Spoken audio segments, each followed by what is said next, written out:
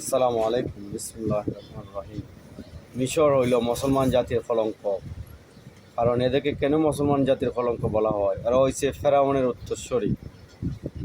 ওদেরকে কেন ফেরাউনের উত্তরসূরি বলা হয়? এদের দেশে কিন্তু ইসুফ নবী আসছিল, কিন্তু এরা ইসুফ নবীর কাছ থেকে কোনো শিক্ষা দীক্ষা নিতে পারে নাই। যত নবী আসছে এদের দেশেও, কিন্তু এরা কোনো নবীর কোনো আদর্শ নিতে পারে নাই। যদি আজকে আদর্শ নিতে পারতো, ওরা কিন্তু ইসরায়েলকে কোনো দিন সাপোর্ট করতো না। আর ইসরায়েলের কাছ থেকে কোনো পণ্য এরা গ্রহণ করতো না। ইসরায়েলের কাছ থেকে লাখ লাখ মিলিয়ন মিলিয়ন ডলারের ওরা গ্যাস কিনতেছে।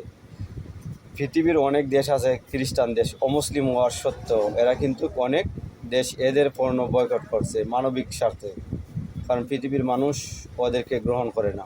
আজ ইসরায়েলকে মিশর গ্রহণ করে। আর এদের যে এই কার্যকলাপ, এরা মুসলমান জাতির কলঙ্ক। এরা মুসলমান হইয়া মুসলমানের বুকে ছুরি মারছে। তাই এই জন্য এদেরকে আমরা ধিক্কার জানাই। সারা বিশ্বের মুসলিম ওদেরকে ঘৃণা করে, কারণ ওদেরকে থুতু ছিড়ায়। এরা মুসলমান জাতির কলঙ্ক। এক মুসলমান আরেক মুসলমানের পাশে থাকা উচিত ছিল, কিন্তু এরা এক মুসলমান হইয়া এরা একজন ইহুদির পাশে দাঁড়িয়েছে, ইহুদিদের সাথে সম্পর্ক রাখছে। আজকে হাজার হাজার মুসলমানকে ফিলিস্তিনের গাজা থেকে উচ্ছেদ করতেছে। প্রায় 50-60 হাজার মুসলমানকে ওরা মেরে ফেলতেছে। ছোটো ছোটো বাচ্চারা অনাহারে আছে।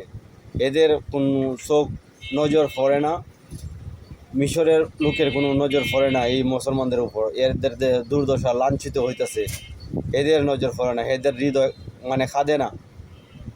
এরা 35 মিলিয়ন ডলার যদি গ্যাস কিনে, ওরা কি এক টাকা ওদেরকে সাহায্য করছে? সাহায্য করা তো দূরে থাক, ওদেরকে ফাঁসেও দাঁড়ায়নি। এরা মুসলমান হয়ে কোরআনের কী শিক্ষা নিল? এরা তো ফেরাউনের সব শিক্ষা নিছে। আজকে যদি ফেরাউনের শিক্ষা না নিত, তাহলে এরা এই ধরনের কাজ করতো না। আজকে নরওয়ে এক দেশ, ওরা কিন্তু ওদের ইসরায়েলের কোম্পানি ছিল, ওরা কিন্তু ওইটারে নিলাম হইয়া দিছে। ইসরায়েলের কোনো কোম্পানি ওদের দেশে আর রাখবে না।